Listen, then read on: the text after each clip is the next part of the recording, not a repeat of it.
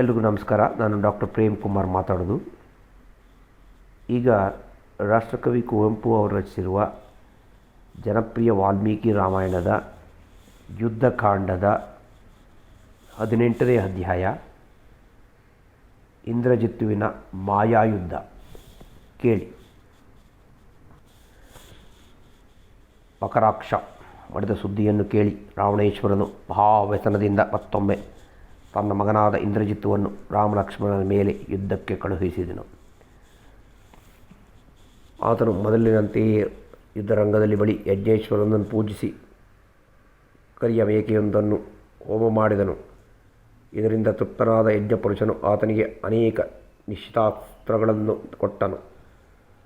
ಇಂದ್ರಜಿತ್ತು ಆ ಆಯುಧಗಳನ್ನು ಧರಿಸಿ ಮಾಯಾರಥವೊಂದೇರಿ ಯುದ್ಧರಂಗವನ್ನು ಪ್ರವೇಶಿಸಿದನು. ಆ ರಥವಾಗಲಿ ರಥಕ್ಕೆ ಕಟ್ಟಿದ ಅಷ್ಟಚತುಷ್ಟವಾಗಲಿ ಯಾರಿಗೂ ಕಾಣಬರುತ್ತಿರಲಿಲ್ಲ. ಇಂತಹ ರಥವನ್ನೇರಿದ ಅವನು ರಾಮಲಕ್ಷ್ಮಣನನ್ನು ವಾನರರನ್ನು ನಿಶ್ಶೇಷವಾಗಿ ನಾಶಗೊಳಿಸುವುದಾಗಿ ಪ್ರತಿಜ್ಞೆ ಮಾಡಿ ಅಂತರಿಕ್ಷಕ್ಕೆ ತನ್ನ ರಥವನ್ನು ನಡೆಸಿದನು. ಇದ್ದಕ್ಕಿದ್ದಂತೆ ಆಕಾಶದಿಂದ ರಾಮಲಕ್ಷ್ಮಣರ ಮೇಲೆ ಶರವರ್ಷ ಸುರಿಯಲು ಆರಂಭವಾಯಿತು. ಆ ಸೋದರರು ಕನಲಿ ಆಕಾಶವನ್ನೆಲ್ಲ ತಮ್ಮ ಬಾಣಗಳಿಂದ ತುಂಬಿದರು. ಆದರೆ ಅವಳಿಗಿಂತ ಪ್ರಯೋಜನವೇನೇನೂ ಆಗಲಿಲ್ಲ. ಮೇಲೆ ಮರೆಯಾಗಿದ್ದ ಇಂದ್ರಜಿತ್ತು ತನ್ನ ವಿದ್ಯಾಚಾತುರ್ಯದಿಂದ ಆಕಾಶದಲ್ಲೆಲ್ಲ ಅಂಧಕಾರ ಕವಿಯುವಂತೆ ಮಾಡಿದನು. ಅವನು ಮಾಡುತ್ತಿದ್ದ ಧನುಷ್ಟಾಂಕಾರ ಕೇಳಿ ಬರುತ್ತಿತ್ತೇ ಹೊರತು ಅವನು ಕಾಣುತ್ತಿರಲಿಲ್ಲ. ಅವನು ಪ್ರಯೋಗಿಸುವ ಬಾಣವೆಲ್ಲವೂ ಗುರಿ ತಪ್ಪದೆ ಬಂದು ರಾಮಲಕ್ಷ್ಮಣರಿಗೆ ತಾಕುತ್ತಿದ್ದವು. ಅವರು ಬಿಟ್ಟ ಪ್ರತಿ ಬಾಣಗಳೆಲ್ಲವೂ ಶೂನ್ಯವನ್ನು ಮುಟ್ಟಿ ಹಿಂದಿರುಗುತ್ತಿದ್ದವು. ಇದನ್ನು ಕಂಡು ಲಕ್ಷ್ಮಣನಿಗೆ ರೇಗಿ ಹೋಯಿತು.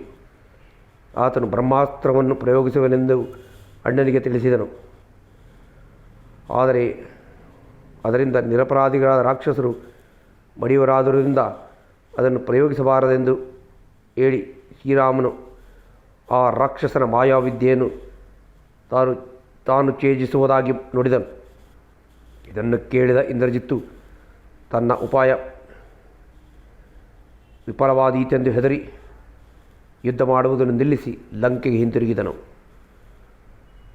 ಲಂಕೆಯಲ್ಲಿ ಕ್ಷಣಕಾಲ ವಿಶ್ರಮಿಸಿಕೊಂಡ ಮೇಲೆ ಮಾಯಾವಿಯಾದ ಇಂದ್ರಜಿತ್ತು ರಾಮಲಕ್ಷ್ಮಣರಿಗೆ ದಿಗ್ಭ್ರಾಂತಿಯುಂಟಾಗುವಂಥ ಉಪಾಯವೊಂದು ಆಲೋಚಿಸಿದನು. ತನ್ನ ಮಾಯಾವಿದ್ಯೆಯಿಂದ ಅವನು ಸೀತೆಯ ಆಕಾರವನ್ನು ಸೃಷ್ಟಿಸಿದನು. ಅದನ್ನು ರಥದಲ್ಲಿಟ್ಟುಕೊಂಡು ಯುದ್ಧರಂಗವನ್ನು ಪ್ರವೇಶಿಸಿ ವಾನರ ಎದುರಲ್ಲಿಯೇ ಆ ಮಾಯಾ ಸೀತೆಯನ್ನು ವಧಿಸಲು ಉದ್ಯುಕ್ತನಾದನು. ವಾನರ ಸೇನೆಯ ಮುಂದುಗಡೆಯಲ್ಲಿಯೇ ಇದ್ದ ಆಂಜನೇಯನಿಗೆ ಈ ಕಪಟ ಸೀತೆಯ ಆಕಾರ ಕಾಣಿಸಿತು. ಆತನು ಆಕೆಯೇ ನಿಜವಾದ ಸೀತೆಯೆಂದು ಭ್ರಮಿಸಿ ಆಕೆಯ ವಿಪತ್ತಿಗಾಗಿ ಕಣ್ಣೀರು ಸುರಿಸಿದನು. ವಾನರನ್ನು ಕಾಣುತ್ತಲೇ ಇಂದ್ರಜಿತ್ತು ಹಿಂದೆ ಖಡ್ಗವನ್ನು ಹಿಡಿದು ಕಪಟ ಸೀತೆಯನ್ನು ಕೇಶರಾಶಿಯನ್ನು ಹಿಡಿದೆಳೆಯುತ್ತಾ ವಾನರ ಮೇಲೆ ಬಾಣದ ಮಳೆಯನ್ನು ಸುರಿಸಿದನು.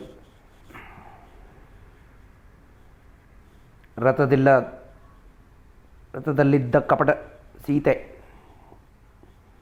ಹೆಣ್ಣು ರಾಮ ರಾಮ ಎಂದು ದುಃಖ ಭರದಿಂದ ಕೂಗಿಡುತ್ತಿದ್ದಳು. ಅದನ್ನು ಕಂಡು ಮಾರುತಿ ಕಣ್ಣೀರು ಸುರಿಸುತ್ತಾ, ಎಲ್ಲವೋ ದುರ್ಮಾರ್ಗ, ನಿನ್ನ ಸರ್ವನಾಶಕ್ಕಾಗಿ ಆ ಜಗನ್ಮಾತೆಯ ಕೇಶರಾಶಿಯನ್ನು ಎಳೆದಾಡುತ್ತಿರುವೆ. ನಿನ್ನ ಪಾಪ ಮಿತಿಮೀರಿತು. ಸ್ತ್ರೀ ವಧೆಗೆ ನಿನ್ನ ಮನಸ್ಸು ಹೇಗೆ ಒಪ್ಪೀತು?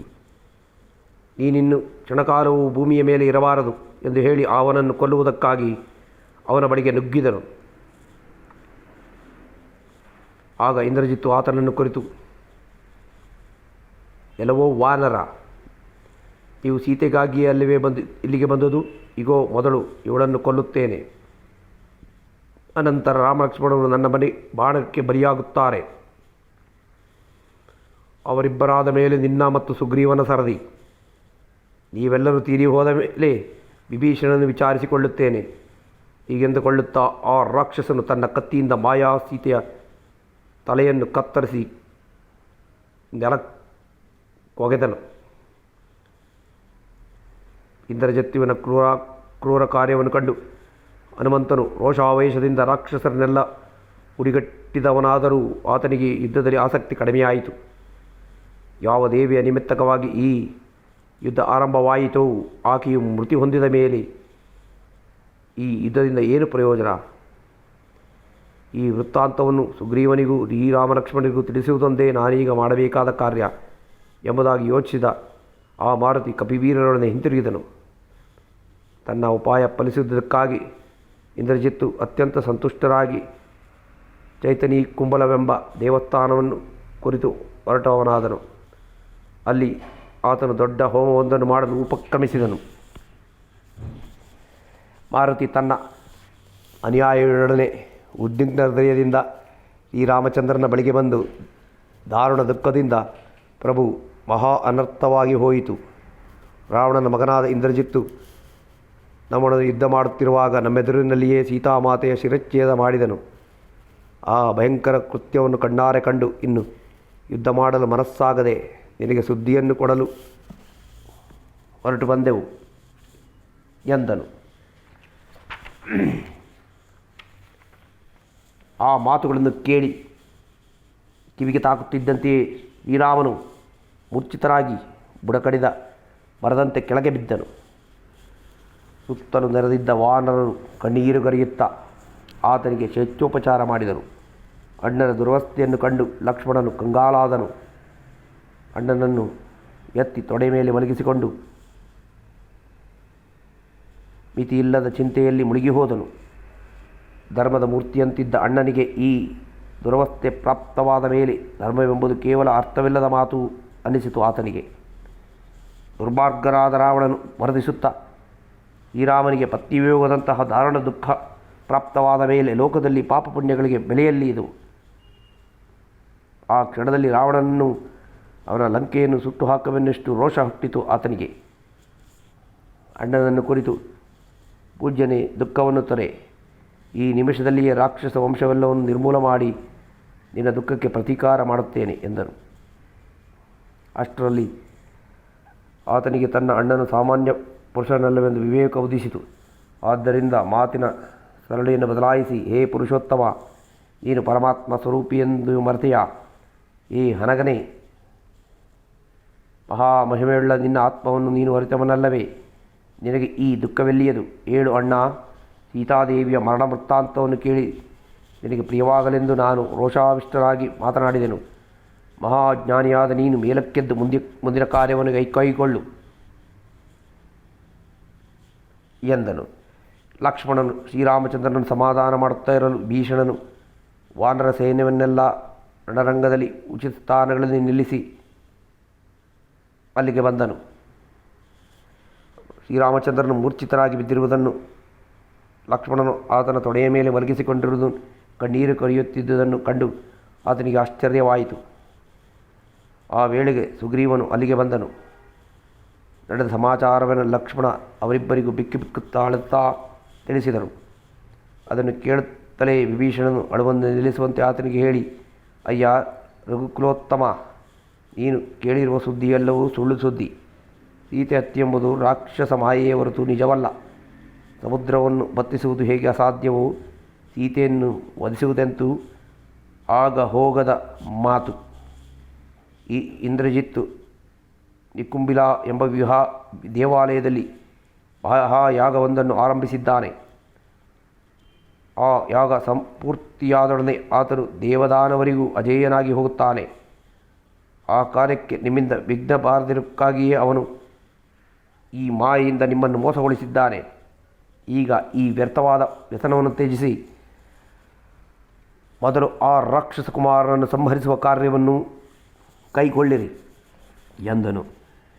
ವಿಭೀಷಣನ ಮಾತುಗಳನ್ನು ಕೇಳಿ ಎಲ್ಲರಿಗೂ ಸಮಾಧಾನವಾಯಿತು. ಮೈ ತಿಳಿದೆದ್ದ ರಾಮಚಂದ್ರನು ಮತ್ತೊಮ್ಮೆ ವಿಭೀಷಣನಿಂದ ಸಮಾಚಾರವೆಲ್ಲ ವಿವರವಾಗಿ ಅರಿತುಕೊಂಡು ಆತನ ಸೂಚನೆಯಂತೆ ಲಕ್ಷ್ಮಣನನ್ನು ಇಂದ್ರಜಿತ್ತುವಿನ ಮೇಲೆ ಯುದ್ಧಕ್ಕೆ ಕಳುಹಿಸಲು ಸಿದ್ಧನಾದನು. ವಿಭೀಷಣನನ್ನು ಕುರಿತು ಆತನು ಎಲೈ ರಾಕ್ಷಸರಾಜನೇ, ಇಂದ್ರಜಿತ್ತುವಿನ ಭಯಂಕರವಾದ ಮಾಯೆಯನ್ನು ನಾನು ಬಲ್ಲೆ. ರಣಪಂಡಿತನಾದ ಆ ರಾಕ್ಷಸ ಕುಮಾರನು ಬ್ರಹ್ಮಾಸ್ತ್ರದ ಮಹಿಮೆಯಿಂದಲೇ ಈಗಾಗಲೇ ದೇವನ ಆನವರಿಗೂ ಅಜೇಯನಾಗಿದ್ದಾನೆ. ಗಗನದಲ್ಲಿಯೇ ನಿಂತು ಮೋಡ ಮುಚ್ಚಿದ ದಿನಕರನಂತೆ ಯಾರಿಗೂ ಕಾಣದಂತೆ ಶತ್ರುಗಳೊಡನೆ ಹೋರಾಡಬಲ್ಲವನೆಂಬುದು ನನ್ನ ಅನುಭವಕ್ಕೆ ಬಂದಿದೆ ಎಂದು ಹೇಳಿ ಲಕ್ಷ್ಮಣನ ಕಡೆಗೆ ತಿರುಗಿ, ವತ್ಸ, ಹನುಮಂತನನ್ನು, ಜಾಂಬವಂತನನ್ನು, ವಾನರ ಸೇನೆಯನ್ನು ನಿನ್ನೊಡನೆ ಕರೆದುಕೊಂಡು ಈಗಲೇ ಆ ಇಂದ್ರಜಿತ್ತುವಿನ ವಧೆಗಾಗಿ ಪ್ರಯಾಣ ಮಾಡು. ಮಹಾತ್ಮನಾದ ವಿಭೀಷಣನು ನಿನಗೆ ದಾರಿ ತೋರಿಸುತ್ತಾನೆ ಎಂದು ಹೇಳಿದನು. ಲಕ್ಷ್ಮಣನು ಅಣ್ಣನ ಮಾತಿಗೆ ದಿವ್ಯವಾದ ಧನುರ್ಬಾಣಗಳನ್ನು ಧರಿಸಿದನು. ಅನಂತ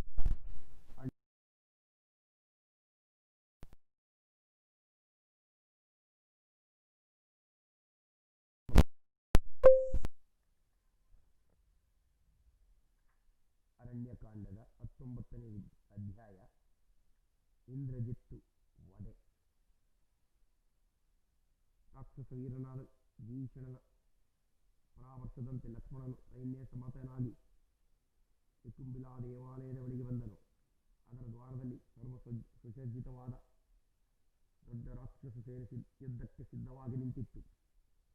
ವಿಭೀಷಣನು ಆ ಸೇನೆಯೊಡನೆ ಹೋರಾಟವನ್ನು ಆರಂಭಿಸುವಂತೆ ವಾನರ ಸೇನೆಗೆ ಹೇಳಿ ಲಕ್ಷ್ಮಣನನ್ನು ಕುರಿತು, ರಘೋತ್ತಮ, ಶತ್ರು ಸೇನೆ ಚೆದರುವವರೆಗೂ ನಮಗೆ ಇಂದ್ರಜಿತ್ತು ಕಾಣುವುದಿಲ್ಲ. ಆದ್ದರಿಂದ ದಿವ್ಯವಾದ ಬಾಣವನ್ನು ಪ್ರಯೋಗಿಸಿ ಈ ರಾಕ್ಷಸ ಸೇನೆಯನ್ನು ಭೇದಿಸುವವನಾಗು ಎಂದನು. ಒಂದು ಕಡೆ ವಾನರರ ಕಲ್ಲು ಮರಗಳ ಸುರಿಮಳೆ, ಮತ್ತೊಂದು ಕಡೆ ಲಕ್ಷ್ಮಣನ ಬಾಣಗಳ ಬಿರುಮಳೆ ಇವುಗಳಿಗೆ ಸಿಕ್ಕಿ ರಾಕ್ಷಸ ಸೈನ್ಯವೆಲ್ಲವೂ ಧೂಳೆದ್ದು ಹೋಗುತ್ತಿರಲು ಯಾಗ ಮಾಡುತ್ತಾ ಕುಳಿತಿದ್ದ ಇಂದ್ರಜಿತ್ತು ಇದನ್ನು ನೋಡಿ ಸಹಿಸಲಾಗದೆ ಯಾಗವನ್ನು ಮಧ್ಯಕ್ಕೆ ಬಿಟ್ಟು ಲಕ್ಷ್ಮಣನ ಮೇಲೆ ಯುದ್ಧಕ್ಕೆ ಹೊರಟು ಬಂದನು. ಶತ್ರು ದಮನಕ್ಕಾಗಿ ಆತನು ರಥವೇಗದೊಡನೆಯೂ ಕಂಗೆಟ್ಟಿದ್ದ ರಾಕ್ಷಸ ಸೇನೆಯಲ್ಲಿ ಮತ್ತೊಮ್ಮೆ ಉತ್ಸಾಹಗೊಂಡು ಸಿಂಹನಾದ ಮಾಡಿತು. ರಾಕ್ಷಸರ ಸಿಂಹನಾದವನ್ನು ಕೇಳಿ ವಾಯುಪುತ್ರನಿಗೆ ರೇಗಿತು. ಆತನು ಮಹಾವೃಕ್ಷವೊಂದು ತೆಗೆದು ರಾಕ್ಷಸರನ್ನೆಲ್ಲ ಸದೆಬಡಿಗೆ ಹತ್ತಿದನು. ಅದನ್ನು ಕಂಡು ಇಂದ್ರಜಿತ್ತು ತನ್ನ ರಥವನ್ನು ಅವನ ಬಳಿಗೆ ಹರಿಸುವಂತೆ ಸಾರಥಿಗೆ ಆಜ್ಞಾಪಿಸಿ ಅವನ ಸಮೀಪದಲ್ಲಿಯೇ ಸಾರುತ್ತಲೇ ಕ್ರೂರವಾದ ಆಯುಧಗಳಿಂದ ಮಾರುತಿಯನ್ನು ಪ್ರಹರಿಸಿದನು. ಆದರೆ ಮಾರುತಿ ಆ ಪ್ರಹಾರಗಳನ್ನು ಲೆಕ್ಕಿಸದೆ ಶೂರರಾದ ತನ್ನೊಡನೆ ಮಲ್ಲಕಾಲಗಕ್ಕೆ ನಿಲ್ಲುವಂತೆ ಎದುರಾಳಿಯನ್ನು ಮೂದಲಿಸಿದನು. ಆ ಮೂದಲಿಕೆಯಿಂದ ಕೆರಳಿದ ಇಂದ್ರಜಿತ್ತು ಆ ಕಪಿವೀರನನ್ನು ತೀರಿಸಬಿಡಬೇಕೆಂದು ದಿವ್ಯಾಸ್ತ್ರವೊಂದು ಕೈಗೆ ತೆಗೆದುಕೊಂಡನು. ಇದು ವಿಭೀಷಣನಿಗೆ ಕಾರಣವರಲು ಆತನು ಆ ವಾನರ ವೀರನನ್ನು ರಕ್ಷಿಸುವಂತೆ ಲಕ್ಷ್ಮಣನನ್ನು ಎಚ್ಚರಿಸಿದನು. ಇಷ್ಟೇ ಅಲ್ಲ, ತಾನೇ ಲಕ್ಷ್ಮಣನಿಗೆ ದಾರಿ ತೋರುತ್ತಾ ಆತನನ್ನು ಇಂದ್ರಜಿತ್ತುವಿನ ಬಳಿಗೆ ಕರೆತಂದನು. ಇಂದ್ರಜಿತ್ತು ಯುದ್ಧ ಮಾಡುತ್ತಾ ನಿಂತಿದ್ದ ಎಡೆಯಲ್ಲಿಯೇ ಒಂದು ದೊಡ್ಡ ಆಲದ ಮರವಿತ್ತು. ಅದರ ಅಡಿಯಲ್ಲಿಯೇ ಆತನು ಯಜ್ಞ ಕಾರ್ಯವನ್ನು ನಡೆಸುತ್ತಾ ಇದ್ದುದು. ಭೂತಬಲಿಯನ್ನಿತ್ತು ಯಾಗವನ್ನು ಸಾಂಗಗೊಳಿಸಿದನೆಂದರೆ ಆತನು ಅದೃಶ್ಯನಾಗಿ ಅಜೇಯನಾಗಿ ಬಿಡುತ್ತಿದ್ದನು. ಆದ್ದರಿಂದ ಆ ಮೊದಲೇ ಅವನನ್ನು ಕೊಲ್ಲಬೇಕೆಂದುಕೊಂಡು ಲಕ್ಷ್ಮಣನು ಅವನನ್ನು ಎದುರಿಸಿ, ಎಲಾ ರಾಕ್ಷಸ, ಇಗೋ ನಿನ್ನ ಯಮನಾದ ನಾನು ಇಲ್ಲಿಗೆ ನಿಂತಿದ್ದೇನೆ. ಸಾಧ್ಯವಿದ್ದರೆ ನನ್ನೊಡನೆ ಯುದ್ಧ ಮಾಡು ಎಂದನು. ಇಂದ್ರಜಿತ್ತು ಅವನ ಕಡೆಗೆ ತಿರುಗಿ ಬಳಿಯಲ್ಲೇ ನಿಂತಿದ್ದ ತನ್ನ ಚಿಕ್ಕಪ್ಪನನ್ನು ಕಂಡು ಕ್ರೋಧದಿಂದ, ಎಲಾ ವಿಭೀಷಣ, ನೀನು ನನಗೆ ಚಿಕ್ಕ ತಂದೆ, ಆದರೂ ನನಗೆ ಪರಮದ್ರೋಹವನ್ನು ಬಗೆದು ಶತ್ರುವನ್ನು ಇಲ್ಲಿಗೆ ಕರೆತಂದಿರುವೆ. ದೇಹ, ಕುಲ, ಬಾಂಧವ್ಯಗಳೊಂದನ್ನೂ ಗಮನಿಸದ ಬಾಹಿರ ನೀನು. ಸ್ವಜನರನ್ನು ತ್ಯಜಿಸಿ ಶತ್ರುಗಳ ಸೇವಕನಾಗಿರುವ ನೀನು ಯುಕ್ತಾಯುಕ್ತ ವಿವೇಚನೆಯ ಇಲ್ಲದೆ ಹೋಯಿತಲ್ಲವೇ? ಈಗಲಾದರೂ ನಿನ್ನ ಹೀನ ಕಾರ್ಯಕ್ಕಾಗಿ ಪಶ್ಚಾತ್ತಾಪಪಟ್ಟು ಶತ್ರುಗಳ ಆಶ್ರಯವನ್ನು ತ್ಯಜಿಸು. ಬಂಧು ದ್ರೋಹಕ್ಕೆ ಮನಸ್ಸು ಮಾಡಬೇಡ ಎಂದನು. ಇಂದ್ರಜಿತ್ತುವಿನ ಕಪಟ ನುಡಿಗಳಿಂದ ನೊಂದ ವಿಭೀಷಣನು ಅವನನ್ನು ಕುರಿತು, ಎಲವೋ ದುರಾತ್ಮ, ನಿನ್ನ ಸ್ತೋತ್ರಕ್ಕಾಗಲಿ ನಿಂದೆಗಾಗಲಿ ಏನು ಬೆಲೆಯಿಲ್ಲ. ರಾವಣಾಸುರನ ಮಗನಾದ ನಿನ್ನ ಬಾಯಲ್ಲಿ ಇನ್ನೆಂತಹ ಮಾತು ಹೊರಟೀತು? ನಾನು ರಾಕ್ಷಸ ವಂಶದಲ್ಲಿಯೇ ಹುಟ್ಟಿದ್ದರೂ ಪರಪೀಡನೆಗೆ ಏಸುತ್ತೇನೆ. ಸಮಸ್ತ ಭೂತಗಳ ಶ್ರೇಯಸ್ಸಿಗಾಗಿ ನಾನು ಶ್ರೀರಾಮ ಮೂರ್ತಿಯನ್ನು ಆಶ್ರಯಿಸಿದನೇ ಹೊರತು ನನ್ನ ಸ್ವಂತ ಸುಖಕ್ಕಾಗಿ ಸಾಧಿಸುವುದಕ್ಕಲ್ಲ. ಪಾಪಕರ್ಮಗಳಿಗೆ ಹೇಸಿ ಅವುಗಳಿಂದ ದೂರರಾಗುವುದಕ್ಕಾಗಿ ನಿಮ್ಮನ್ನು ತ್ಯಜಿಸಲೇಬೇಕಾಯಿತು. ಇನ್ನು ಆ ಮಾತನ್ನೆತ್ತಿ ಪ್ರಯೋಜನವಿಲ್ಲ. ಇಗೋ, ನಿನ್ನ ಪಾಲಿನ ಮೃತ್ಯುವಿನಂತೆ ಲಕ್ಷ್ಮಣನು ನಿನ್ನ ಎದುರಿಗೆ ನಿಂತಿದ್ದಾನೆ. ಆತನೊಡನೆ ಯುದ್ಧಕ್ಕೆ ನಿಲ್ಲು ಎಂದನು. ಚಿಕ್ಕಪ್ಪನ ಮಾತುಗಳಿಂದ ಇಂದ್ರಜಿತ್ತು ಕ್ರೋಧಾತ್ರಾಮಾಕ್ಷನಾಗಿ ನಿಶಿತವಾದ ಬಾಣಗಳನ್ನು ಬಿಲ್ಲಿನಲ್ಲಿ ಹೂಡುತ್ತಾ ಲಕ್ಷ್ಮಣನನ್ನು ಕುರಿತು, ಅಯ್ಯ ಲಕ್ಷ್ಮಣ, ಹತ್ಯೆಯ ಆಶೆಯನ್ನು ಸುಡುವ ಅಗ್ನಿಯಂತೆ ನಿನ್ನ ಅವಯವಗಳನ್ನು ದಹಿಸಿ ಹಾಕುವ ಬಾಣಗಳು ನಿನ್ನ ಪ್ರಾಣಗಳನ್ನು ಹೀರಲು ಬರುತ್ತಿವೆ. ಯಮಾಲಯಕ್ಕೆ ಪ್ರಸ್ಥಾನ ಹೊರಡಕ್ಕೆ ಸಿದ್ಧನಾಗು. ಇಂದೊಮ್ಮೆ ರಾತ್ರಿಯ ಯುದ್ಧದಲ್ಲಿ ನಿನ್ನ ಅಣ್ಣನನ್ನು ನೆಲಕ್ಕೆ ಕೆಡವಿ ನೀವು ಸತ್ತಿ ಹೋದರೆಂದುಕೊಂಡಿದ್ದೆ. ಆದರೆ ನೀವಿನ್ನು ಬದುಕುವಿರಲ್ಲವೇ? ಇದೀಗ ಈ ಕಾಳಸರ್ಪಗಳಿಗೆ ಸಮಾನಾದ ಬಾಣಗಳು ನಿಮ್ಮನ್ನು ಕೊನೆಗಾಣಿಸುತ್ತವೆ ಎಂದು ಹೇಳಿದನು. ಅವನ ಬೆದರಿಕೆಯ ಮಾತುಗಳಿಗೆ ಲಕ್ಷ್ಮಣನು ಹೆದರುವನೇ? ಅವನನ್ನು ಚೀಗುಟ್ಟುತ್ತಾ, ಎಲ್ಲವೋ ರಾಕ್ಷಸಾದಮ, ಅಗೋಚರನಾಗಿ ಕಳ್ಳನಂತೆ ನಮ್ಮ ಮೇಲೆ ಬಾಣ ಪ್ರಯೋಗ ಮಾಡುವುದನ್ನು ಹೆಮ್ಮೆಯಿಂದ ಹೇಳಿಕೊಳ್ಳಲು ನಾಚಿಕೆಯಾಗುವುದಿಲ್ಲವೇ? ಈಗ ನಾನು ಪ್ರತ್ಯಕ್ಷವಾಗಿ ಎದುರಿಗೆ ನಿಂತ ಮೇಲೆ ನೀನು ಬದುಕಿ ಹಿಂತಿರುಗುವುದುಂಟೆ. ಇಗೋ, ಇದೀಗ ಕುರಂಬುಗಳಿಂದ ನಿನ್ನ ಇಹ ಜೀವನವನ್ನು ಸಮಾಪ್ತಿಗೊಳಿಸುತ್ತೇನೆ ಎಂದನು. ಪರಸ್ಪರ ಮೂದಲಿಕೆ ಮಾತುಗಳಿಂದ ಇಬ್ಬರ ಕ್ಷಾತ್ರವು ಕೆರಳಿತು. ಶೂರರಾದ ಆ ಯೋಧರಿಬ್ಬರು ತಮ್ಮ ಬಾಣ ಕೌಶಲ್ಯವನ್ನು ಮೆರೆಯತೊಡಗಿದರು. ಒಬ್ಬರನ್ನೊಬ್ಬರು ಜಯಿಸಬೇಕೆಂಬ ಉತ್ಸಾಹದಿಂದ ಇಬ್ಬರು ವಿಜೃಂಭಿಸಿದರು. ಪರಸ್ಪರ ಬಾಣಾಘಾತದಿಂದ ಇಬ್ಬರ ದೇಹದಲ್ಲೂ ರಕ್ತದಲ್ಲಿ ತೋಯ್ದವು. ಮೇಘಗಳಿಂದ ಸುರಿಯುವ ಮಳೆಯಂತೆ ಇಬ್ಬರ ಧನಸ್ಸುಗಳಿಂದಲೂ ಬಾಣಗಳು ಸುರಿಯುತ್ತಿದ್ದವು. ನಡುವೆ ಮೂದಲೆಯ ಮಾತುಗಳಿಂದ ಎದುರಾಳಿಯನ್ನು ಕೆರಳಿಸುತ್ತಾ ಇಬ್ಬರು ಸಮಾನವಾಗಿ ಕಾದುತ್ತಿರಲು ಬಾಣಗಳನ್ನು ಯಾವಾಗ ತೊಡುತ್ತಿದ್ದರೋ ಯಾವಾಗ ಬಿಡುತ್ತಿದ್ದರೋ ತಿಳಿಯದಷ್ಟು ಕೈಚಳಕ ಇಬ್ಬರದು. ಹೀಗೆ ಬಹಳ ಹೊತ್ತು ಕಾದುತ್ತಿರಲು ಬರುತ್ತಾ ಇಂದ್ರಜಿತ್ತುವಿನ ಶಕ್ತಿ ಕುಗ್ಗುತ್ತಾ ಬಂತು. ಆತನ ಮುಖ ಕಳೆಗಟ್ಟಿತು. ಅದೇ ಸಮಯದಲ್ಲಿಯೇ ವಿಭೀಷಣನು ಲಕ್ಷ್ಮಣನನ್ನು ಕುರಿತು, ಸೌಮಿತ್ರಿ, ಇನ್ನು ನಿನ್ನ ಶತ್ರು ನೆಲಕ್ಕೊಳಗಿದಂತೆಯೇ ತೊಡು ದಿವ್ಯಾಸ್ತ್ರಗಳನ್ನು ಎಂದು ಪ್ರೋತ್ಸಾಹಿಸಿದನು. ಇದರಿಂದ ಉತ್ತೇಜಿತನಾದ ಆತನು ತೀಕ್ಷ್ಣವಾದ ಬಾಣಗಳನ್ನು ಎದುರಾಳಿಯ ಮೇಲೆ ಎಸೆದನು. ವಜ್ರಾಯುಧದಂತಿದ್ದ ಆ ಬಾಣಗಳು ಸೋಕಿನೊಡನೆಯೇ ಪರ್ವತದಂತಿದ್ದ ಇಂದ್ರಜಿತ್ತುವಿನ ಇಂದ್ರಿಯವೆಲ್ಲವೂ ಕಳಕಿದಂತಾಗಿ ಕ್ಷಣಕಾಲ ಪ್ರಜ್ಞೆ ತಪ್ಪಿದವನಂತಾದನು. ಆದರೆ ಮರುಕ್ಷಣದಲ್ಲಿಯೇ ಚೇತರಿಸಿಕೊಂಡು ಇಮ್ಮಡಿಯಾದ ಉತ್ಸಾಹದಿಂದ 7 ಬಾಣಗಳಿಂದ ಲಕ್ಷ್ಮಣನನ್ನು, 10 ಬಾಣಗಳಿಂದ ಹನುಮಂತನನ್ನು, 100 ಬಾಣಗಳಿಂದ ವಿಭೀಷಣನನ್ನು ಘಾತಿಸಿದನು. ಇಂದ್ರಜಿತ್ತುವಿನ ಬಾಣಾಘಾತವನ್ನು ಸೈರಿಸಿಕೊಂಡು, ಎಲ್ಲವೋ ರಾಕ್ಷಸ, ನಿನ್ನ ಬಾಣಗಳು ನನ್ನ ಶರೀರಕ್ಕೆ ಸುಖಸ್ಪರ್ಶಗಳಾಗಿವೆ. ಯುದ್ಧದಲ್ಲಿ ವಿಜಯ ಸಾಧಿಸಬೇಕೆನ್ನುವನು ಇಂತಹ ದುರ್ಬಲ ಯುದ್ಧವನ್ನು ಮಾಡುವುದೇ ಎಂದು ಹೇಳಿ ಲಕ್ಷ್ಮಣನು ತೀಕ್ಷ್ಣವಾದ ಬಾಣವನ್ನು ಪ್ರಯೋಗಿಸಿದನು. ಅದರಿಂದ ಇಂದ್ರಜಿತ್ತುವಿನ ಕವಚವು ಪುಡಿಪುಡಿಯಾಗಿ ಅಂತರಿಕ್ಷದಿಂದ ಉದುರುವ ನಕ್ಷತ್ರದಂತೆ ಕೆಳಗೆ ಬಿದ್ದಿತು. ಎದುರಾಳಿಯ ಮಾತುಗಳಿಂದಲೂ ಅವನ ಬಾಣ ಪ್ರಯೋಗದಿಂದಲೂ ಕನಲಿದ ಇಂದ್ರಜಿತ್ತು ಆ ಅಸ್ತ್ರವೊಂದನ್ನು ಪ್ರಯೋಗಿಸಿ ಲಕ್ಷ್ಮಣನ ಕವಚವನ್ನು ಕತ್ತರಿಸಿ ಹಾಕುವುದಲ್ಲದೆ ವಾನರ ಸೈನ್ಯವನ್ನೆಲ್ಲ ಬಾಯಿ ಕೇಳಿಸಿದನು. ರಕ್ತಸಿಕ್ತವಾದ ದೇಹದಿಂದ ಕೂಡಿದ ಲಕ್ಷ್ಮಣನು ಮಹಾಸರ್ಪದ ನೆಂಟಿಸಿರು ಬಿಡುತ್ತಾ ಬಾಣವರ್ಷದಿಂದ ದಿಕ್ಕುಗಳನ್ನೆಲ್ಲ ತುಂಬಿಬಿಟ್ಟನು. ಲಕ್ಷ್ಮಣ ಇಂದ್ರಜಿತ್ತುಗಳಲ್ಲಿ ಒಬ್ಬರು ಹಿಮ್ಮೆಟ್ಟುವಂತಿರಲಿಲ್ಲ. ಇಬ್ಬರೂ ಸರಿಸಮಾನವೇ ಸರಿ. ಇಬ್ಬರ ದೇಹಗಳು ರಕ್ತದಲ್ಲಿ ತೊಯ್ದ ಹೂತ ಮುತ್ತುಗದ ಮರದಂತಾಗಿದ್ದರೂ ಅದನ್ನು ಲೆಕ್ಕಿಸದೆ ಇಬ್ಬರು ಸಮರ ಕಾರ್ಯದಲ್ಲಿ ತೊಡಗಿದ್ದಾರೆ. ಇಬ್ಬರಲ್ಲಿ ಒಬ್ಬರಾದರೂ ವಿಶ್ರಾಂತಿ ಬಯಸುವಂತಿಲ್ಲ. ನೋಡುವವರಿಗೆ ಯುದ್ಧ ಕೊನೆಗೊಳ್ಳುವುದೇ ಇಲ್ಲವೇನೋ ಎನ್ನಿಸಿತು. ಇದನ್ನು ಕಂಡ ವಿಭೀಷಣನು ಲಕ್ಷ್ಮಣನ ಸಹಾಯಕ್ಕಾಗಿ ಆತನ ಪಕ್ಕದಲ್ಲಿ ನಿಂತುಕೊಂಡನು. ಆತನ ಅನುಚರರು ಇಂದ್ರಜಿತ್ತುವಿನ ಸಹಾಯಕರೆಲ್ಲ ಸಂಹರಿಸುವಂತೆ ಕಾರ್ಯದಲ್ಲಿ ತೊಡಗಿದರು.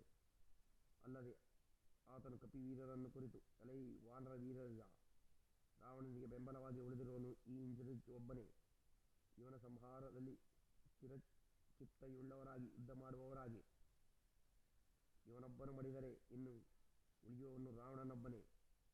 ಮಹಾಸಾಗರವನ್ನು ಗೋಷ್ಪಾದದಂತೆ ಭಾವಿಸಿ ದಾಟಿ ಬಂದಿರುವ ನಿಮಗೆ ಇನ್ನು ಉಳಿದಿರುವ ಕೆಲಸ ಗೋಷ್ಪಾದದಷ್ಟೇ. ಗರ್ವಾಂಧರಾದ ರಾಕ್ಷಸ ವೀರರನ್ನು ಸಂಹರಿಸಿರುವಿರಿ. ಈ ಇಂದ್ರಜಿತ್ತು ಒಬ್ಬನನ್ನು ಅವರ ಹಿಂದೆ ಕಳುಹಿಸಿಬಿಡಿ. ನಾನೇ ಆ ಕಾರ್ಯವನ್ನು ಮಾಡುತ್ತಿದ್ದೆ. ಆದರೆ ನನ್ನ ಅಣ್ಣನ ಮಗನಾದುದರಿಂದ ಮನಸ್ಸು ಒಡಂಬಡದು. ಆ ಕಾರ್ಯವನ್ನು ಲಕ್ಷ್ಮಣಸ್ವಾಮಿಯೇ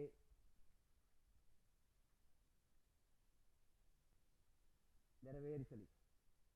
ನೀವೆಲ್ಲರೂ ನನ್ನೊಡನೆ ಸೇರಿ ರಾಕ್ಷಸ ಯೋಧರನ್ನೆಲ್ಲ ವಧಿಸಿರಿ ಎಂದು ಪ್ರೋತ್ಸಾಹಿಸಿದನು. ವಿಭೀಷಣನ ಹಿತವಚನವನ್ನು ಕೇಳಿ ವಾನರೆಲ್ಲರೂ ಬಾಲವನ್ನು ನೆಲಕ್ಕೆ ಅಪ್ಪಳಿಸಿ ಕುಪ್ಪಳಿಸಿದರು. ಕಲ್ಲುಗಳು ಮರಗಳು ಆಕಾಶದಿಂದ ಹಾರಾಡಲು ಆರಂಭವಾಯಿತು. ರಾಕ್ಷಸರು ಹುರುಪಿನಿಂದ ಯುದ್ಧ ಮಾಡುತ್ತಿದ್ದರಾದರೂ ಹನುಮಂತನ ಕೈಲಿದ್ದ ಸಾಲವೃಕ್ಷ ಅವರನ್ನು ಒಂದು ಕಡೆ ಸಮರ್ಥ ಬರುತ್ತಿರಲು ಕ್ಷಣಕ್ಕೆ ಅವರ ಸಂಖ್ಯೆ ಕಡಿಮೆಯಾಗುತ್ತಾ ಹೋಗುತ್ತಿತ್ತು. ಅತ್ತ ರಾಕ್ಷಸರ ತೊಂದರೆ ತಪ್ಪಿ ತನ್ನ ಎದುರಾಳಿಯೊಡನೆ ಮಾತ್ರ ಯುದ್ಧ ಮಾಡಲು ಅವಕಾಶ ಸಿಕ್ಕುವುದಕ್ಕಾಗಿ ಲಕ್ಷ್ಮಣನು ಸಂತೋಷಿಸಿ 4 ನಿಶಿತವಾದ ಬಾಣಗಳನ್ನು ಪ್ರಯೋಗಿಸಿ ಎದುರಾಳಿಯ ರಥಾಶ್ವವನ್ನು ದಿಕ್ಕಿಡುವಂತೆ ಮಾಡಿದನು. ಅದರಿಂದ ಶತ್ರು ಚೇತರಿಸಿಕೊಳ್ಳುವಷ್ಟರಲ್ಲಿ ಆತನು ಮತ್ತೊಂದು ಕುರಂಬಿನಿಂದ ಆತನ ಯುದ್ಧ ಸಾರಥಿಯನ್ನು ಕಡಿದು ಕೆಳಕ್ಕೆ ಕೆಡವಿದನು. ಆದರೂ ಇಂದ್ರಜಿತ್ತು ಧೃತಿಗಿಡಲಿಲ್ಲ. ತಾನೇ ಸಾರಥ್ಯವನ್ನು ವಹಿಸಿ ಯುದ್ಧ ಮಾಡಲು ಆರಂಭಿಸಿದನು. ಕೌಶಲವನ್ನು ಕಂಡು ಎಲ್ಲರೂ ಬೆರಗಾದರು. 4 ವಾನರ ಯೋಧರು ಜೀವದ ಹಂಗು ತೊರೆದು ಆ ರಾಕ್ಷಸ ಕುಮಾರನ ರಥಕ್ಕೆ ಎದುರಾಗಿ ಹೋಗಿ ರಭಸದಿಂದ ರಥಾಶ್ವಗಳ ಮೇಲೆ ಎರಗಿದರು. ಆ ವೇಗಕ್ಕೆ ಅವು ರಕ್ತ ಕಾರಿಕೊಂಡು ಸತ್ತು ಬಿದ್ದವು.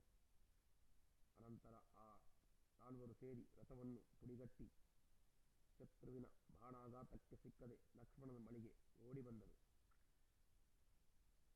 ಈಗ ಇಂದ್ರಜಿತ್ತು ನೆಲದ ಮೇಲೆಯೇ ನಿಂತು ಯುದ್ಧವನ್ನು ಮುಂದುವರಿಸಿದನು. ಆದರೆ ಹಾಗೆ ಬಹುಕಾಲ ಯುದ್ಧ ಮಾಡಲು ಸಾಧ್ಯವಿಲ್ಲದೆ ತೋರಿದ್ರಿಂದ ಆತನು ಶರವೇಗದಿಂದ ಕತ್ತಲೆ ಗವಿಯುವಂತೆ ಮಾಡಿ ಆ ಕತ್ತಲೆಯಲ್ಲಿ ಯಾರಿಗೂ ಕಾಣದಂತೆ ಲಂಕೆಗೆ ಹಿಂತಿರುಗಿ ಹೊಸ ರಥವನ್ನೇರಿ ಯುದ್ಧರಂಗಕ್ಕೆ ಹಿಂತಿರುಗಿದನು. ಅವನ ಸಾಹಸವನ್ನು ಕಂಡು ಲಕ್ಷ್ಮಣಸ್ವಾಮಿ ಆಶ್ಚರ್ಯಪಡುತ್ತಿರಲು ಆ ರಾಕ್ಷಸನು ನಿಶಿತ ಶರ ವರ್ಷದಿಂದ ವಾನರ ಸೈನ್ಯವನ್ನೆಲ್ಲ ಧ್ವಂಸ ಮಾಡತೊಡಗಿದನು. ಆಗ ಲಕ್ಷ್ಮಣನು ತನ್ನ ಬಿಲ್ಲುವಿದ್ಯೆಯ ಜಾಣ್ಮೆಯಿಂದ ಎದುರಾಳಿಯ ಬಿಲ್ಲನ್ನೇ ಕತ್ತರಿಸಿ ಹಾಕಿದನು. ಆದರೇನು, ಒಂದು ಹೋದರೆ ಮತ್ತೊಂದು ರಥ ಸಿದ್ಧವಾಗುತ್ತಿತ್ತು. ಅದನ್ನು ಧರಿಸಿ ಆತನು ವಾನರರ ಮೇಲಿನ ಯಮನಂತೆ ವ್ಯವಹರಿಸತೊಡಗಿದನು.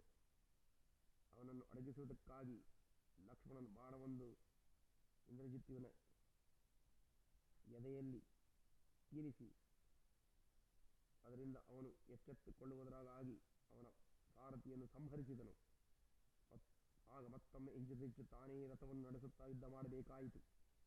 ಆದರೂ ಆತನು ಕುಗ್ಗದೆ ಶತ್ರುವಿನ ಬಾಣಗಳನ್ನೆಲ್ಲ ಕತ್ತರಿಸಿ ಹಾಕುತ್ತಾ 3 ಕುರಂಬುಗಳಿಂದ ಎದುರಾಳಿಯ ಹಣೆಗೆ ಗುಡಿಯಿಟ್ಟು ಹೊಡೆದನು. ಅವು ಆತನ ಹಣೆಯಲ್ಲಿ ಆಳವಾಗಿ ನೆಟ್ಟಿಕೊಂಡವು. ಕಣ್ಣು ಮುಚ್ಚಿ ತೆಗೆಯುವಷ್ಟರಲ್ಲಿ ಮತ್ತೆ 3 ಬಾಣಗಳು ಬಂದು ವಿಭೀಷಣನ ಹಣೆಗೆ ನಾಟಿದವು. ಆ ನೋವಿನಿಂದ ರೋಷಗೊಂಡ ರಾಕ್ಷಸ ರಾಜನು ಇಂದ್ರಜಿತ್ತುವಿನ ಬಳಿಗೆ ನುಗ್ಗಿ ತನ್ನ ದೊಡ್ಡ ಗದೆಯಿಂದ ಅವನ ರಥವನ್ನು ಹುಡಿಗಿಟ್ಟಿದನು. ತನ್ನ ರಥ ಭಗ್ನವಾಗಲು ಇಂದ್ರಜಿತ್ತು ಧರಾತಲಕ್ಕೆ ಲಂಘಿಸಿ ಉರಿಯುವ ಕೋಪದಿಂದ ಯಮನು ತನಗೆ ಕೊಟ್ಟಿದ್ದ ಮಾಯಾಸ್ತ್ರವನ್ನು ಚಿಕ್ಕಪ್ಪನ ಮೇಲೆ ಪ್ರಯೋಗಿಸಿದನು. ಇನ್ನೇನು ವಿಭೀಷಣನ ಕತೆ ಮುಗಿದಂತೆ ಎಂಬಂತಿದ್ದಿರುವಾಗ ಲಕ್ಷ್ಮಣನು ಕುಬೇರನು ತನ್ನ ಸ್ವಪ್ನದಲ್ಲಿ ಕರುಣಿಸಿದ್ದ ಮಹಾಸ್ತ್ರವನ್ನು ಇದರ ಎದುರಾಗಿ ಪ್ರಯೋಗಿಸಿದನು. 2 ಬಾಣಗಳು ಅಂತರಿಕ್ಷದಲ್ಲಿ ಪರಸ್ಪರ ತಾಗಿ ಭಯಂಕರ ಆಕಾರದಿಂದ ಉರಿದು ತಣ್ಣಗಾದವು. ಅನಂತರ ಲಕ್ಷ್ಮಣನ ವರ್ಣಾಸ್ತ್ರ ಇಂದ್ರಜಿತ್ತಿನ ರೌದ್ರಾಸ್ತ್ರ ಭಿನ್ನವಾಯಿತು. ಆತನ ಆಗ್ನೇಯಾಸ್ತ್ರ ಈತನ ಶೌರಾಸ್ತ್ರದಿಂದ ಒಬ್ಬನ ಅಸುರಾಸ್ತ್ರ ಮತ್ತೊಬ್ಬನ ಮಹೇಶ್ವರಾಸ್ತ್ರದಿಂದ ಪರಸ್ಪರ ನಿವಾರಿತವಾದವು.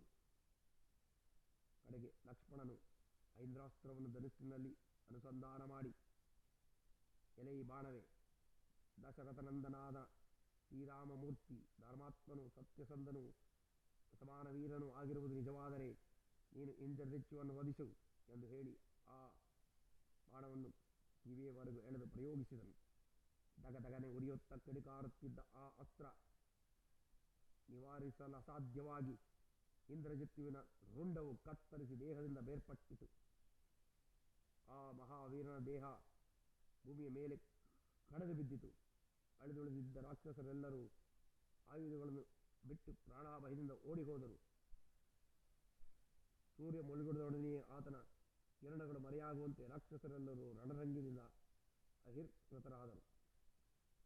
ಪ್ರಬಲ ಶತ್ರು ಮಡಿದು ಬಿದ್ದುದನ್ನು ಕಂಡು ವಾನರೆಲ್ಲೂ ವಿವಿಧ ರೀತಿಯಲ್ಲಿ ವಿನೋದ ಮಾಡುತ್ತಾ ಕುಣಿಯುತ್ತಾ ಕೂಗುತ್ತಾ ನಲಿದರು. ಗಗನದಲ್ಲಿದ್ದ ದೇವತೆಗಳು ಹೂಮಳೆಯನ್ನು ಸುರಿಸಿ ಜಯ ಜಯಕಾರ ಮಾಡಿದರು. ದೇವದುಂದುಬಿಗಳು ಮೊಳಗಿದವು. ಗಂಧರ್ವಗಳು ಗಾಯನ ಮಾಡಿದರು. ದಿಕ್ಕುಗಳು ಪ್ರಸನ್ನವಾದವು. ವಿಭೀಷಣನು ಹನುಮಂತನ ಮೊದಲಾದ ವಾನರ ಪ್ರಮುಖರೊಡನೆ ಲಕ್ಷ್ಮಣ ಸ್ವಾಮಿಯನ್ನು ಬಾಯಿ ತುಂಬ ಹೊಗಳಿ ಗೌರವಿಸಿದರು. ಆತನು ಆ ಪರಿವಾರದೊಡನೆ ಶ್ರೀರಾಮನ ಬಳಿಗೆ ಹೋಗಿ ಆತನಿಗೆ ಮಡಿದು ಯುದ್ಧವಾರ್ತೆಯನ್ನೆಲ್ಲ ಹೇಳಿದನು. ವಿಜಯಶಾಲಿಯಾದ ತಮ್ಮನನ್ನು ಕಂಡು ಶ್ರೀರಾಮನು ಆನಂದ ಬಾಷ್ಪವನ್ನು ಸುರಿಸುತ್ತಾ ಆತನನ್ನು ಬಾಚಿ ತಪ್ಪಿಕೊಂಡು ತೊಡೆಯ ಮೇಲೆ ಕೂಡಿಸಿಕೊಂಡನು. ಅನಂತರ ಆತನು ತಮ್ಮನ ಮೈಯನ್ನೆಲ್ಲ ಮೃದುವಾಗಿ ಸವರುತ್ತಾ ಗದ್ಗದ ಗಂಟದಿಂದ ಒತ್ತ, ಎಂತಹ ಕಾರ್ಯವನ್ನು ಸಾಧಿಸಿದೆ. ಇಂದ್ರಜಿತ್ತುವಿನ ವಧೆಯಿಂದ ನಮಗೆ ವಿಜಯ ಶತಸಿದ್ಧವಂತಾಯಿತು. ಇನ್ನು ರಾವಣಾಸುರನು ಸಂಹೃತನಾದಂತೆಯೇ ಆತನ ಬಲತೋಳು ಆಗಲೇ ಕತ್ತರಿಸಿದಂತಾಗಿದೆ. ಇಂದ್ರಜಿತ್ತು ವಧೆಯಿಂದ ಈಗ ನೀನು ನನಗೆ ಸೀತೆಯನ್ನು ಸಂಪಾದಿಸಿಕೊಟ್ಟಂತಾಯಿತು ಎಂದನು. ಯುದ್ಧಕಾಂಡದ 20ನೇ ಅಧ್ಯಾಯ. ರಾವಣೇಶ್ವರನ ಪುತ್ರ ಶೋಕ. ಕೇಳು. ಲಗ್ನೇಶ್ವರನಾದ ದಶಕಂಠನು ತನ್ನ ಮಗನ ಮರಣವಾರ್ತೆಯನ್ನು ಕೇಳಿ ತಳಕಾಣದ ದುಃಖದಲ್ಲಿ ಮುಳುಗಿ ಮೂರ್ಛಿತನಾದನು. ಕೆಲಕಾಲದ ಮೇಲೆ ಆತನು ಎಚ್ಚೆತ್ತು ಕಲ್ಲು ಮರಗಳು ಕೂಡ ಕರಗು ಹೋಗುವಂತೆ ಧೈರ್ಯದಿಂದ ಗೋಳಿಟ್ಟನು. ಅಯ್ಯೋ ಮಗು, ಇಂದ್ರಜಿತ್ತು ಮಹೇಂದ್ರನನ್ನು ಗೆದ್ದು ಜಗದ್ವಿಖ್ಯಾತನೆಂಬ ಕೀರ್ತಿಗೆ ಭಾಜನನಾದ ನೀನು ಆ ಪಾಪಿ ಲಕ್ಷ್ಮಣನಿಂದ ಮೃತನಾದೆಯಾ? ಯವನನ್ನು ಕೂಡ ಒಲಿಸಬಲ್ಲ ನಿನ್ನ ಬಾಣಗಳು ಮಾನವ ಮಾತ್ರನಲ್ಲಿ ವ್ಯರ್ಥವಾಗಿ ಹೋದುವೆ. ನೀನಿಲ್ಲದ ಮೇಲೆ ನನಗೆ ಈ ಬಾಳು ಹಾಳು ಹಾಳು, ನಾನಿನ್ನೂ ಜೀವಿಸಲಾರೆ. ನೀನೀಗ ರಣಾಂಗದಲ್ಲಿ ಮಡಿದು ವೀರಸ್ವರ್ಗಕ್ಕೆ ಹೋಗುತ್ತಿರುವೆ. ನೀನಿಲ್ಲದೆ ಈ ನರಕದಲ್ಲಿ ನಾನು ಹೇಗೆ ಜೀವಿಸಲಿ? ನೀನು ಗತ ಸುವಾದೆಯೆಂಬುದನ್ನು ಕೇಳಿ ನನ್ನ ಶತ್ರುಗಳೆಲ್ಲರೂ ನನ್ನನ್ನು ಇನ್ನು ಧಿಕ್ಕರಿಸುವರು. ಅವರ ಹಾಸ್ಯ ಪರಿಹಾಸ್ಯಗಳಿಗೆ ಒಳಗಾಗಿ ನಾನು ಜೀವಿಸಬೇಕೇ? ನೀನೊಬ್ಬನು ಇಲ್ಲವಾದುದರಿಂದ ಈ ಲೋಕವೆಲ್ಲವೂ ನನಗೆ ಕತ್ತಲೆ ಗವಿದಿದೆ. ಜಗತ್ತೆಲ್ಲವೂ ಶೂನ್ಯವಾಗಿದೆ. ನಿನ್ನ ಹೆತ್ತ ತಾಯಿಯನ್ನು ನನ್ನನ್ನು ಅನಾಥರನ್ನಾಗಿ ಮಾಡಿ ನೀನು ಹೇಗೆ ಹೊರಟು ಹೋದೆ? ಕಂದ, ನನ್ನ ಹೊಟ್ಟೆ ಉರಿದು ಹೋಗುತ್ತಿದೆ. ನಾನು ಮೃತ್ಯು ಹೊಂದಿದ ಮೇಲೆ ನಿನ್ನಿಂದ ಪಿತೃಕಾರ್ಯವನ್ನು ಪಡೆಯುವೆನೆಂದಿದ್ದೆ. ಈಗ ಏನಾಯಿತು? ನಾನೇ ನಿನ್ನ ಪ್ರೇತ ಕಾರ್ಯವನ್ನು ನಡೆಸಬೇಕಾಯಿತೆ. ಮಗು ಇಂದ್ರಜಿತ್ತು ಇನ್ಯಾರನ್ನು ಆ ಹೆಸರಿನಿಂದ ಕರೆಯಲಿ? ರಾಮಲಕ್ಷ್ಮಣರು ಸುಗ್ರೀವನು ಬದುಕಿರುವಾಗಲೇ ನೀನು ಮಡಿದು ಹೋದೆಯಾ? ರಾಕ್ಷಸೇಶ್ವರನ ಹೃದಯ ವೇದನೆ ಅರಿವಿನಷ್ಟು ಹೆಚ್ಚಾಯಿತು. ಅದು ಹೆಚ್ಚಿದಷ್ಟು ಆತನ ರೋಷವು ಉಲ್ಪಣಗೊಂಡಿತು. ಲಲಾಟದಲ್ಲಿ ಉಬ್ಬು ಗಂಟೆತ್ತಿದವು. ಮೂಗು ಬಾಯಿಗಳಿಂದ ನಿಶ್ವಾಸವಾದರೊಡನೆ ಬೆಂಕಿಯ ಜ್ವಾಲೆ ಹೊರ ಹೊರಟಿತು. ಕಿಡಿಗಾರುವ ಕಣ್ಣುಗಳಿಂದ ಆತನು ಒಮ್ಮೆ ಸುತ್ತಲೂ ನೋಡಿದನು. ಸಹಜ ಭಯಂಕರವಾದ ಆತನ ಆಕಾರ ಪ್ರಳಯ ಕಾಲದ ರುದ್ರನಂತೆ ಮತ್ತಷ್ಟು ಭಯಂಕರಾಕಾರವನ್ನು ತಾಳಿತು. ಪ್ರಜ್ವಲಿಸುವ ದೀಪದಿಂದ ತೈಲಬಿಂದುಗಳು ತೊಟ್ಟಿಕ್ಕುವಂತೆ ಆತನ ಕಣ್ಣುಗಳಿಂದ ಉರಿಗಂಬನಿ ಉದುರಿದವು. ಗರಟ್ಟ ಯಂತ್ರದಂತೆ ಆತನ ಹಲ್ಲುಗಳು ಕಟಕಟ ಶಬ್ದ ಮಾಡಿದವು. ಆತನ ಈ ಕ್ರೋಧ ಮೂರ್ತಿಯನ್ನು ಕಂಡು ಪರಿಚರರೆಲ್ಲರೂ ತತ್ತರಿಸುತ್ತಾ ದೂರ ಸರಿದರು. ಪ್ರಳಯ ಕಾಲದ ಸಿಡಿಲಿನ ಧ್ವನಿಯಂತೆ ಆ ರಾಕ್ಷಸ ರಾಜನು ತನ್ನವರಿಗೆ ಕೂಗಿ ಹೇಳಿದನು, ಎಲೈ ರಾಕ್ಷಸರೇ, ದಿವ್ಯ ಸಹಸ್ರ ವರ್ಷಗಳ ಕಾಲ ತಪಸ್ಸನ್ನಾಚರಿಸಿ ಬ್ರಹ್ಮನಿಂದ ನಾನು ಪಡೆದುಕೊಂಡಿರುವ ಅಭೇದ್ಯವಾದ ಕವಚವನ್ನು, ಧನುಸ್ಸನ್ನು ಯುದ್ಧಕ್ಕೆ ಸಿದ್ಧಪಡಿಸಿರಿ. ಈ ಕ್ಷಣದಲ್ಲಿಯೇ ರಾಮಲಕ್ಷ್ಮಣನನ್ನು ಸಂಹರಿಸಲು ನಾನು ರಣರಂಗಕ್ಕೆ ತೆರಳುತ್ತೇನೆ. ಯುದ್ಧರಂಗಕ್ಕೆ ಹೊರಡಬೇಕೆಂದ ರಾವಣನು ತನ್ನ ಮನಸ್ಸನ್ನು ಬದಲಾಯಿಸಿದನು. ಎಲ್ಲ ಅನರ್ಥಗಳಿಗೂ ಮೂಲ ಕಾರಣ ಆ ಜಾನಕಿ. ಆಕೆಯನ್ನು ಮೊದಲು ಸಂಹರಿಸಿ ಬಿಡಬೇಕೆನ್ನಿಸಿತು ಆತನಿಗೆ. ಆದ್ದರಿಂದ ತನ್ನ ಹಿಂಬಾಲಕರನ್ನು ಕುರಿತು, ಎಲೈ ರಾಕ್ಷಸರೇ, ನನ್ನ ಮಗನಾದ ಇಂದ್ರಜಿತ್ತು ತನ್ನ ಮಾಯೆಯಿಂದ ಕಲ್ಪಿಸಿದ ಗೀತೆ ಎಂಬ ಒಂದು ಪದಾರ್ಥವನ್ನು ಯುದ್ಧಭೂಮಿಯಲ್ಲಿ ವಧಿಸಿದನು. ಅಷ್ಟರಲ್ಲಿಯೇ ಆತನಿಗೆ ತೃಪ್ತಿಯಾಯಿತು. ನಾನೀಗ ಯಥಾರ್ಥವಾದ ಸೀತೆಯನ್ನು ಸಂಹರಿಸಿ ಸಂತುಷ್ಟನಾಗುತ್ತೇನೆ. ತನ್ನ ಪ್ರಿಯ ಪತ್ನಿಯ ಮರಣದಿಂದ ರಾಮನಿಗೆ ಅಸಹ್ಯ ವೇದನೆಯನ್ನು ಕಲ್ಪಿಸಿ ಅನಂತರ ಅವನನ್ನು ಸಂಹರಿಸುತ್ತೇನೆ ಎಂದು ಹೇಳಿ ಹೊರೆಯೂರ್ಚಿದ ಖಡ್ಗದೊಡನೆ ಅಶೋಕವನಕ್ಕೆ ಧಾವಿಸಿದನು. ಆತನು ಮಂತ್ರಿಗಳು ಹಿಂದೆಯೇ ಓಡಿದರು. ಅವರೆಷ್ಟು ಸಮಾಧಾನ ಮಾಡಿದರೂ ಪ್ರಯತ್ನಿಸಿದರೂ ಕ್ರೋಧಾಂಧನಾದ ಆತನಿಗೆ ಅವರ ಮಾತು ಹಿಡಿಸಲಿಲ್ಲ. ಖಡ್ಗಧಾರಿಯಾಗಿ ತನ್ನ ಬಳಿಗೆ ಧಾವಣಿಸುತ್ತಿರುವ ರಾವಣನನ್ನು ಕಂಡು ಸೀತಾದೇವಿ ಭಯದಿಂದ ನಡುಗಿದಳು. ಆಕೆಯ ಮನಸ್ಸಿನಲ್ಲಿ ಪರಿಪರಿಯ ವಿಚಾರ ತರಂಗಗಳೆದ್ದವು. ಈ ದುರಾತ್ಮನು ರಾಮಲಕ್ಷ್ಮಣನನ್ನು ವಧಿಸಿ ಆ ಬಳಿಕ ತನ್ನ ಬಳಿಗೆ ಬರುತ್ತಿರುವನೋ ಏನೋ. ಹಲವು ಬಾರಿ ತನ್ನ ಬಾಧೆಯಾಗುವಂತೆ ನನ್ನನ್ನು ಪೀಡಿಸಿದ್ದನು. ಆ ಸಮಯಗಳಲ್ಲೆಲ್ಲ ನಾನು ಅವನನ್ನು ತಿರಸ್ಕರಿಸಿದ್ದನು. ಈಗ ಇನ್ನೇನು ವಿಪತ್ತು ಕಾದಿದೆಯೋ? ರಾಮಲಕ್ಷ್ಮಣನನ್ನು ಜಯಿಸಲಾರದೆ ನನ್ನನ್ನು ಕೊಂದು ಅವರ ಮೇಲಿನ ಸೇಡನ್ನು ತೀರಿಸಿಕೊಂಡು ಹೊರಟಿರುವನೋ ಏನೋ. ನಾನೆಂತಹ ವಿವೇಕಿ! ಹನುಮಂತನು ಹಿಂದೆ ಇಲ್ಲಿಗೆ ಬಂದಿದ್ದಾಗ ಆತನ ಬುದ್ಧಿವಾದಂತೆ ಅವನ ಹೆಗಲ ಮೇಲೆ ಕುಳಿತು ಶ್ರೀರಾಮನ ಸನ್ನಿಧಿಯನ್ನು ಸೇರಿದರೆ ಈ ಅನರ್ಥಗಳಿಗೆಲ್ಲ ತಪ್ಪುತ್ತಿದ್ದವಲ್ಲವೇ? ಈಗ ನಾನೇನು ಮಾಡಲಿ ಎಂದು ಆಕೆ ಅವಿರಳವಾಗಿ ಕಣ್ಣೀರು ಗರಿಯುತ್ತಾ ಕುಳಿತಳು. ಆಕೆಯ ಕರುಣಾಜನಕ ಸ್ಥಿತಿಯನ್ನು ಕಂಡು ರಾವಣನ ಮಂತ್ರಿಯಾದ ಸುಪಾಶ್ವನಿಯ ಕರುಳು ಕರಗಿತು. ಆತನು ತನ್ನ ಸ್ವಾಮಿಯನ್ನು ಕುರಿತು, ಪ್ರಭು, ನೀನು ಕುಬೇರನ ತಮ್ಮ, ಧರ್ಮಾತ್ಮ, ಕೀರ್ತಿಶಾಲಿ. ನೀನು ಸ್ತ್ರೀ ಹತ್ಯೆಗೆ ಕೈ ಇಡುವುದು ಸರ್ವತಾ ಅಯೋಗ್ಯ. ನಿನ್ನ ಕ್ರೋಧೋದ್ವೇಗವನ್ನು ನಿನ್ನ ಶತ್ರುವಾದ ರಾಮನ ಮೇಲೆ ಕಡೆಗೆ ತಿರುಗಿಸು. ಈ ದಿನ ಕೃಷ್ಣ ಪಕ್ಷವಾದ ಚತುರ್ದಶಿ. ಈ ದಿನ ಯುದ್ಧವನ್ನು ಆರಂಭಿಸು. ನಾಳೆ ಅಮಾವಾಸ್ಯೆ. ನಾಳೆಯೇ ನಿನಗೆ ವಿಜಯ ದೊರೆಯುತ್ತದೆ. ನಿನ್ನಂತಹ ತ್ರಿಭುವನ ಪರಾಕ್ರಮಿ ರಾಮನಂತಹ ಮಾನವನನ್ನು ಕೊಲ್ಲುವುದು ಕಷ್ಟವಲ್ಲ. ಅದಾದ ಮೇಲೆ ಸೀತೆಯನ್ನು ಹೊಂದುವೆ ಎಂದನು. ರಾವಣೇಶ್ವರನ ಮಾತು, ರಾವಣೇಶ್ವರನ ಮಂತ್ರಿಯ ಮಾತು ಸಂದರ್ಭೋಚಿತವಾದುದೆಂದು ತೋರಿತು. ಆತನು ಬಂದ ದಾರಿಯಿಂದಲೇ ಹಿಂತಿರುಗಿದನು. ಅರಮನೆಯನ್ನು ಸೇರುತ್ತಲೇ ಆತನು ತನ್ನ ಉಳಿದ ರಾಕ್ಷಸ ವೀರರನ್ನು ರಾಮಲಕ್ಷ್ಮಣನ ಮೇಲೆ ಯುದ್ಧಕ್ಕೆ ಹೊರಡುವಂತೆ ಪ್ರೇರೇಪಿಸಿದನು. ಒಂದು ವೇಳೆ ಅವರು ರಾಮನನ್ನು ಸಂಹರಿಸಿದ್ದರೂ ಆತನನ್ನು ಚೆನ್ನಾಗಿ ಘಾತಿಸಬೇಕೆಂದು ತಾನು ಮರುದಿನ ರಾಮನನ್ನು ವಧಿಸುವುದಾಗಿಯೂ ಅವರಿಗೆ ಭರವಸೆ ಇತ್ತನು. ಲಂಕೆಯ ರಕ್ಷಣೆಗಾಗಿ ನಿಯಮಿತವಾಗಿದ್ದ ಮೂಲ ಜಲವೆಲ್ಲವೂ ಆತನ ಅಪ್ಪಣೆಯಂತೆ ಯುದ್ಧರಂಗಕ್ಕೆ ತೆರಳಿ ಜೀವದ ಹಂಗು ತೊರೆದು ಕಾದುವುದಕ್ಕೆ ಮೊದಲು ಮಾಡಿತು.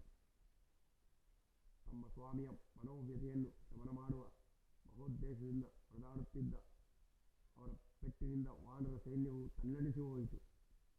ವೀರಾವೇಶದಿಂದ ಕಾಯುತ್ತಿದ್ದ ಎರಡು ಕರೆಯವರಲ್ಲಿಯೂ ಅಸಂಖ್ಯಾತ ಜನ ಸತ್ತು ರಕ್ತ ಕೋಡಿ ಗಟ್ಟಿ ಹರಿಯಿತು. ಹಣ್ಣು ಬಿಟ್ಟು ಮರಗಳಿಗೆ ಗುಂಪು ಗುಂಪಾಗಿ ಹಾರಿ ಹೋಗುತ್ತಿರುವ ಹಕ್ಕಿಗಳಂತೆ ಹಲವು ವಾನರರು ಒಟ್ಟಾಗಿ ಒಬ್ಬ ರಾಕ್ಷಸನನ್ನು ಮುತ್ತಿಕೊಂಡು ತಮ್ಮ ಮೊನಚಾದ ಉಗುರುಗಳಿಂದಲೂ ಹಲ್ಲುಗಳಿಂದಲೂ ಅವನ ಕಿವಿ ಮೂಗುಗಳನ್ನು ಹಣೆಯನ್ನು ಕಚ್ಚಿ ತೆಗೆದು ಹಾಕುತ್ತಿದ್ದರು. ಆದರೂ ರಾಕ್ಷಸರ ಏಟನ್ನು ತಾಳುವುದು ವಾನರಿಗೆ ಸಾಧ್ಯವಾಗಲಿಲ್ಲ. ಅವರೆಲ್ಲರೂ ಓಡಿ ಹೋಗಿ ಶ್ರೀರಾಮನಲ್ಲಿ ದೂರಿಕೊಂಡರು. ಆದ್ದರಿಂದ ಆತನೇ ಸ್ವತಃ ಧನುರ್ಧಾರಿಯಾಗಿ ಆ ರಾವಣನ ಮೂಲ ಬಲವನ್ನು ಎದುರಿಸಬೇಕಾಯಿತು. ಆತನ ಬಾಣಗಳ ಆರಂಭವಾಯಿತು. ಆ ದಿನ ಆತನು ಸಂಹರಿಸಿದ ರಾಕ್ಷಸ ಸೇನೆಯ ಸಂಖ್ಯೆ 126 ಕೋಟಿಗೂ ಮೀರುತ್ತಿದ್ದಂದ ಮೇಲೆ ಆತನ ರಣಕೌಶಲ್ಯವನ್ನು ವರ್ಣಿಸುವುದೆಂತು. ಅಳಿದುಳಿದ ಸ್ವಲ್ಪ ಸ್ವಲ್ಪ ರಾಕ್ಷಸರು ಭಯಗ್ರಸ್ತರಾಗಿ ಲಂಕೆಗೆ ಓಡಿ ಬಂದರು. ರಾವಣನ ಪುತ್ರವ್ಯತೆ ಶಮನವಾಗುವುದಕ್ಕೆ ಬದಲಾಗಿ ಅದಿನ್ನೂ ಉಲ್ಪಣಗೊಂಡಿತು.